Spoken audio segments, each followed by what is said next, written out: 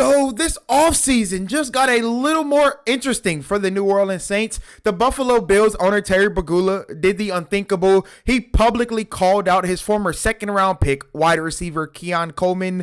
And with the Saints being a wide receiver needy team, I would absolutely love to bring the Louisiana native home and see Keon in the black and gold.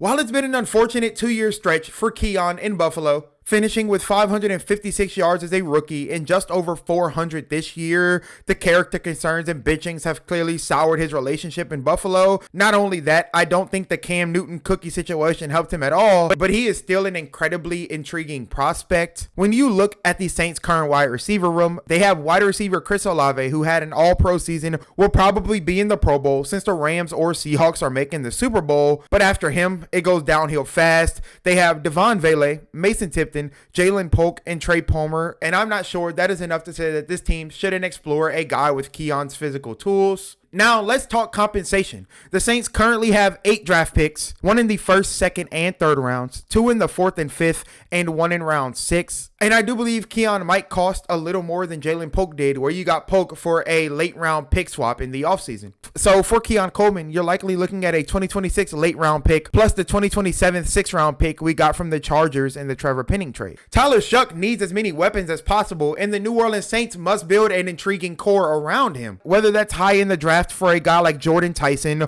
or capitalizing in free agency with Alec Pierce, and trading for Keon Coleman doesn't necessarily stop you from doing both of those things anyway. If a guy like Keon becomes available, because who would want to stay with a team when the owner publicly called you out, the Saints should absolutely pull the trigger. He is only 22 years old, has tremendous upside, and gives you a high potential rotational piece with 2 years left on his rookie contract. Let's bring the Louisiana native home, people. I will continue to say the New Orleans Saints cannot put themselves in a situation with Tyler Shough as they did with Drew Brees. And don't get me wrong here, I'm not saying that those two players are on remotely the same level, but they could end up in the same situation. With Drew Brees, it was Michael Thomas and a bunch of solid rotational pieces. With Tyler Shough, you have the all-pro receiver in Chris Olave, but other than him, who is there? Devon Vele, a 28-year-old second-year player who can barely stay on the field. I'm not sure if that's enough to convince me that Tyler Shough has enough weapons on this team.